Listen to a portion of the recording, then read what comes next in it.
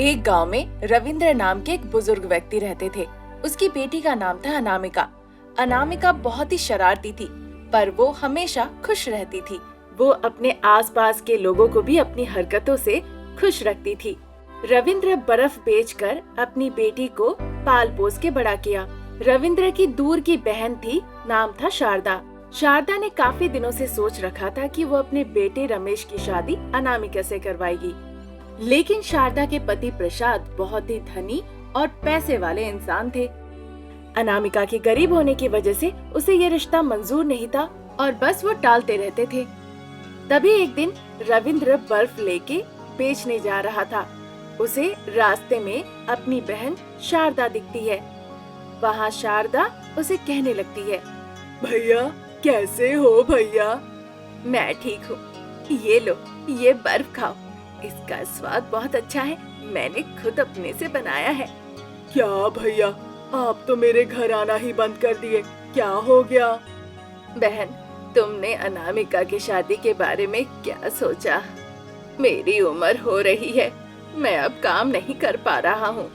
मैंने पैसे बचाने की सोची, लेकिन मेरी आमदनी बहुत कम है, पर बचत नहीं हो पाई। मैं अपनी बेटी की शादी करा के खुशी खुशी मरना चाहता हूँ। जल्दी शादी के बारे में सोचो बहन। भैया, आपको तो सब पता है उनका बर्ताव कैसा है। आपको भी बुरा लगा होगा कितनी बार। मुझे नहीं पता क्या करना चाहिए, पर मैं वादा करती हूँ भैया, मैं आपकी बेटी अनामिका से ही अपने बेटे की शादी कराऊंगी। आप चिंता मत कीजिए, अब खुशी खुशी घर लौट जाइए। तुमने जो कहा वही काफी है मेरे लिए। मैं बहुत खुश हूँ। आज के बाद कोई परेशानी नहीं, मैं शांति से जीऊंगा। अच्छा, अब मैं चलता हूँ। ऐसा कहकर रविंद्र वहाँ से चला जाता है। कुछ हफ्तों के बाद शारदा अपने भैया को घर आने का न्योता भेजती है। रविंद्र उसकी बहन के घर जाता है। क्या हुआ बहन, तुमने जल्दी आने को कहा, क्या हो गया है? भैया, मेरे पति शादी के लिए तैयार हो गए। कल अनामिका को लेकर घर पे आओ, हम बैठ के सारी बातें कर लेंगे। मैं बहुत खुश हूँ बहन, कल जरूर आऊंगा। अगले दिन ही रविंद्र और अनामिका पान सुपारी लेके शारदा के घर पहुँचते हैं। प्रसाद उन्हें देखकर हंसने लगता है। प्रसाद की हंसी बड़ी शर्मनाक थी। प्रसाद को देखकर रविंद्र को थोड़ा शक होता है। क्या हुआ जीजा जी, आप ऐसे क्यों हंस रहे हैं? आंखों के सामने ऐसा दृश्य देखकर मैं हंसे बिना कैसे रहूं? हंसी तो रुक ही नहीं रही है। जीजा जी, क्या आप अपमान कर रहे हैं? तुम्हारी बहन ने कहा कि नहीं तुम लोग फौरन यहाँ आ गए। तुमने मेरी जायदाद देखी, तुम जैसे सड़ा हुआ खाना खाने वाले, उससे मैं शादी करवा सकता हूँ क्या? कभी नहीं। तुम्हारी बहन से शादी बड़ी गलती थी। अब अपने बेटे से तुम्हारी बेटी की शादी करवाऊंगा। जीजा जी, आपने घर बुलाया अपमान करने के लिए। ईश्वर है, वो एक दिन आपको सही सबक सिखाएगा। भैया।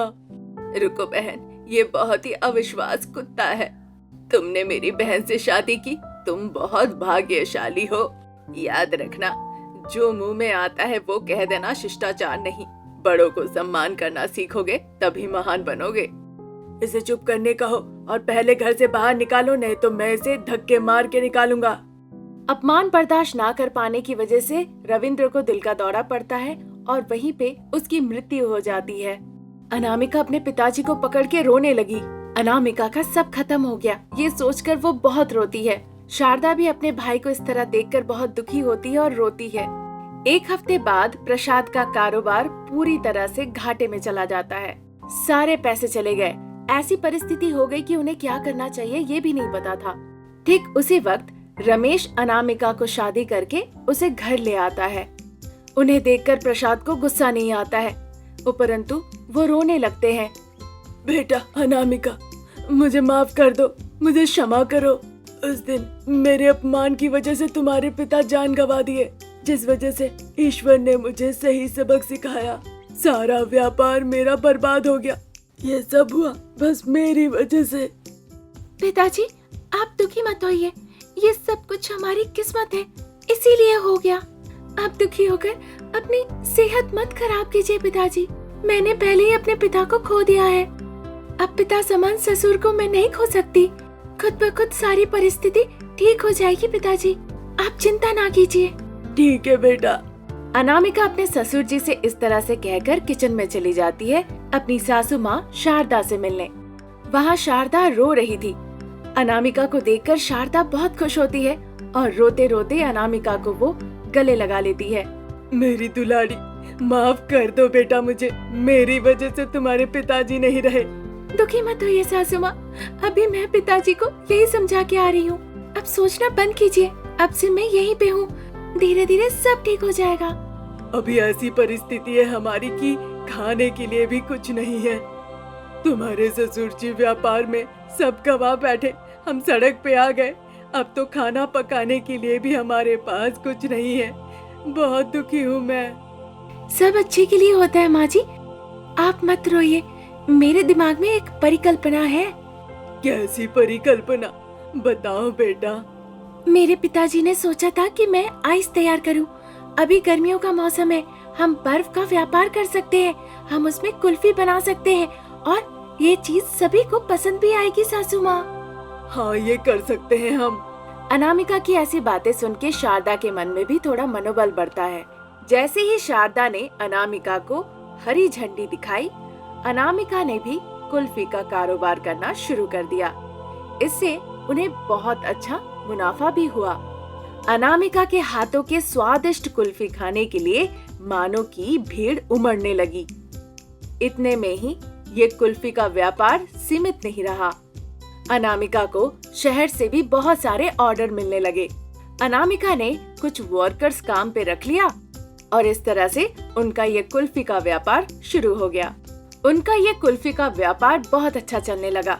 कुछ ही दिनों में उन्होंने इस व्यापार से बहुत मुनाफा कमाया। प्रसाद के व्यापार में जो घाटा हुआ था, अनामिका ने अपने कुल्फी के व्यापार से उसे पूरा कर लिया। अनामिका की इस उपलब्धि से शारदा, प्रसाद और रमेश तीनों बहुत खुश हुए। अनामिका की वजह से कई लोगों को रोजगार भी मिली। देखते ही देखते अनामिका ने अपने इस व्यापार को पूरे देश में फैला दिया और इस तरह अपने कुल्फी के व्यापार से अनामिका सभी लोगों के सामने एक मिसाल बन गई। एक गांव में अनामिका और शारदा सास बहू रहा करती थी। अनामिका के 2 बच्चे थे, बानी और रवि। बेचारी अनामिका, उसके पति रमेश की एक कार एक्सीडेंट में मृत्यु हो जाती है। तभी से वो अपने बच्चों का खुद ही ख्याल रखने लगती है। सासू माँ शारदा अनामिका को बिल्कुल पसंद नहीं करती थी। तभी एक दिन शारदा कहती है, अरे अनामिका, यहाँ जल्दी आना। कहिए सासू माँ। जल्दी से जाके मेरे दांतों को धोकर ले आओ। हर दिन मैं तुम्हें कहती हूँ ना, मेरे उठने से पहले इन्हें साफ करके रखना, पर तुम तो मेरी बात ही नहीं सुनती हो, बस अपने बच्चों पे ही लगी रहती हो। मैं भी इस घर में हूँ, तुम्हें ये बात याद कहाँ रहती है? ये क्या सासू माँ, ऐसा क्यों कह रही है? हर दिन तो मैं आपके दांतों को धोकर रखती हूँ। आज आपने दांतों को दिया नहीं, मैं बस सोच ही रही थी आप मुझे कब बुलाए। तभी वानी और रवि वहाँ आ जाते हैं। वो आके शारदा के दांतों को देते हैं। ये देख के शारदा का गुस्सा और बढ़ जाता है। ये खेलने की चीज है क्या तुम बेवकूफ लोग? मेरे सारे दांत टूट गए थे तो तुम्हारे पिताजी ने मुझे ये प्लास्टिक का दांत दिया था, जिस वजह से मैं खा सकती हूँ। आइंदा इससे खेला तो बहुत पिटाई पड़ेगी। शारदा वानी और रवि की बहुत पिटाई करती है और फिर उन्हें डांट झपट के वहाँ से चली जाती है। अनामिका रोते रोते बच्चों को ले जाती है और उन्हें समझाती है और प्यार करती है। जो तुम लोगों ने किया है बहुत बड़ी गलती है। तुम लोग दादी माँ की चीजें ऐसे नहीं ले सकते हो। अब जाओ जाके इडली खाओ, मैंने तुम लोगों के लिए ही बनाया है। ऐसा कहकर अनामिका जो इडलियाँ बनाई थी वो अपने बच्चों को खिलाने लगती है। तब तक वहाँ पे शारदा आ जाती है। वाह वाह, बहुत बढ़िया, मैं भी यहाँ पे हूँ। तुम मुझे भी बुला के खाने के लिए कह सकती थी। तुम्हें तो बस अपने बच्चों को ही खिलाना है, एक बार मुझसे पूछी भी नहीं कि मैं भूखी हूँ या नहीं। गुस्सा मत कीजिए सासू माँ, वो तो बच्चे हैं, वो नहीं कह पाते हैं वो भूखे हैं या नहीं। आप समझ सकती हैं, आपको भूख लगेगी तो आप तो खा ही लेंगी, पर वो नहीं कह सकते हैं ना सासू माँ, इसीलिए उन्हें खिला रही हूँ। बुरा मत मानिए, आइए बैठिए, मैं आपको भी देती हूँ। नहीं नहीं, मैं अपना काम अपने कर सकती हूँ। तुम बच्चे को प्यार से खिलाओ, उन्हें बहुत प्यार से रखो, उनसे अच्छे से रहो। सासू माँ की ऐसी बातों को अनामिका परवाह नहीं करती है। वो दिन निकल जाता है। अगले दिन अनामिका जब अपने बच्चे को नहला रही थी, तभी शारदा वहाँ आकर कहती है, आज तक कभी किसी दिन तुमने मुझे गर्म पानी से नहलाया है क्या? मैं भी बूढ़ी हो रही हूँ, तुम मेरे बारे में नहीं सोचती हो। तुम्हारे बच्चे होने से पहले तुम मेरा कितना ख्याल रखती थी, अब तुम बिल्कुल नहीं रखती हो। बहुत बड़ा पाप कर रही हो, पाप। अरे सासू माँ, मैं आपका बहुत अच्छे से तो ख्याल रखती हूँ, फिर आप ये सब सोच के अपने दिमाग को क्यों खराब कर रही हैं? भगवान के लिए ऐसी बुरी बातें मत सोचिए सासू माँ। आप मेरे बच्चों के साथ खुद की तुलना क्यों करती है हमेशा? उन्हें आने नहीं देती है, खेलने नहीं देती है, हमेशा उन पर चिल्लाती रहती है। यही रह गया था, अब तुम मेरे मुंह पे जवाब दे रही हो। आज तक तुमने कभी इस तरह से नहीं कहा, अब तुम इस तरह से बातें कर रही हो, मुझे बहुत बुरा लगा। ऐसा कहकर शारदा रोने लगती है। तभी उनकी पड़ोसी पार्वती उनके घर आती है। पार्वती आके कहने लगती है, अनामिका, तुम्हारी सासू माँ आके मेरे पास अपना दर्द बता रही थी। यहाँ तुमसे बात करने से कोई फायदा नहीं, मैं बाजार जा रही हूँ। अगर तुम भी चलती हो तो रास्ते में चलते चलते बताऊंगी। तुम्हें बहुत बातें नहीं पता, सुनो मेरी बात, चलो मेरे साथ बाजार चलो। बच्चे घर पे हैं, अभी मैं उन्हें कैसे छोड़कर जाऊँ भाभी? कुछ देर के लिए उन्हें सासू माँ के पास छोड़ दो, रहने दो और देखो फिर क्या होता है। तुम ऐसा नहीं करती हो, इसीलिए ही इतनी दिक्कत हो रही है। सोच के देखो, मैं तुम्हारा इंतजार करती हूँ। बच्चों को सासू माँ के पास छोड़ के मेरे साथ आओ। इस तरह से पार्वती अनामिका से कहती है। अनामिका फिर अपने बच्चों को सासू माँ के पास छोड़ के पार्वती के साथ बाजार चली जाती है। रास्ते में पार्वती उसे कई सारी बातें कहती है। तुम्हारी सासू माँ मेरे पास आके बहुत रोई। वो कह रही थी तुम उनका ठीक से ख्याल नहीं रखती हो, सिर्फ बच्चों का ही रखती हो, और बहुत दुखी हो रही थी।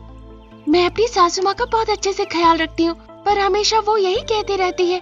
पहले मैं उनका बच्चों से ज्यादा ख्याल रखती थी, अब बच्चे भी बड़े हो रहे हैं तो उनका भी देखभाल तो करना ही होगा ना। तुम ऐसा कर रही हो, इसीलिए तुम्हारी सासू माँ ऐसा बर्ताव कर रही है। लोग जब बुजुर्ग होते हैं तो वो बच्चों की तरह बर्ताव करते हैं, इसीलिए हमें भी उनके साथ बच्चों की तरह बर्ताव करना चाहिए। मैं बहुत अच्छे से ख्याल रखती हूँ भाभी। वो बात नहीं है, तुम थोड़ा भी उनका देखभाल नहीं करती हो तो पूरा गुस्सा वो तुम्हारे बच्चों पे दिखाने लगती है, इसीलिए वो बच्चों का ख्याल नहीं रखती। हमें ये नहीं पता अभी वो बच्चों के साथ खेल रही है या उन्हें सिर्फ देख रही है। मैं तो बस कह रही हूँ, अगर तुम अपने बच्चों को खुश देखना चाहती हो तो अपनी सासू माँ को बच्चे की तरह रखो। ठीक है भाभी, आपने जब कहा मुझे अच्छे से समझ में आया। अभी पता नहीं बच्चे वहाँ कैसे हैं, मुझे जल्दी जाना होगा। ऐसा कहकर अनामिका घर जाती है। जाने के दौरान वो देखती है कि घर के सामने सासू माँ दोनों बच्चों को अपने कांख में उठाकर उन्हें कुएं में फेंकने ले आ रही थी। ये देखकर अनामिका बहुत डर जाती है। अरे सासू माँ, मुझे माफ कर दीजिए, मुझसे गलती हो गई। मैंने आपका ठीक से ख्याल नहीं रखा, अब से मैं ऐसा नहीं होने दूंगी। मेरे बच्चों को छोड़ दीजिए। मैं तुम पे भरोसा नहीं करती, तुम बस अपने बच्चों का देखभाल करती हो, मेरा नहीं करती हो। अपनी सासू माँ में बदलाव देखकर अनामिका आश्चर्य रह जाती है। उसने सासू माँ का थोड़ा कम ख्याल रखा, ये सोचकर उसे बहुत बुरा लगता है। वो सोचती है अगर वो बच्चों को डांट झपट के बात करेगी तो सासू माँ खुश हो जाएगी। इन बच्चों के लिए ही मैंने आपका ठीक से देखभाल नहीं किया, इन बच्चों के लिए ही मुझे हर दिन परेशानी हुई। हमेशा ये मुझे परेशान करते रहते हैं। अच्छा रहेगा इन्हें ना देखभाल करके मैं आपका देखभाल करूं, खुश रहूंगी। कल से मैं इनका देखभाल नहीं करूंगी, मैं आपकी ही सेवा करूंगी सासू माँ। बहू की ऐसी बातें सुन के शारदा बहुत खुश हो जाती है। फिर बाद में वो बच्चों को छोड़ देती है। अनामिका बच्चों को गले लगाकर रोने लगती है। अगले दिन सासू माँ की मानसिक परिस्थिति ठीक ना होने की वजह से अनामिका उसे डॉक्टर के पास ले जाती है। उन दवाइयों को लेकर सासू माँ के अंदर काफी बदलाव आता है। धीरे धीरे वो एक आम इंसान में बदल जाती है। फिर वो बच्चों का भी अच्छे से देखभाल करने लगती है। ये देखकर अनामिका बहुत खुश होती है।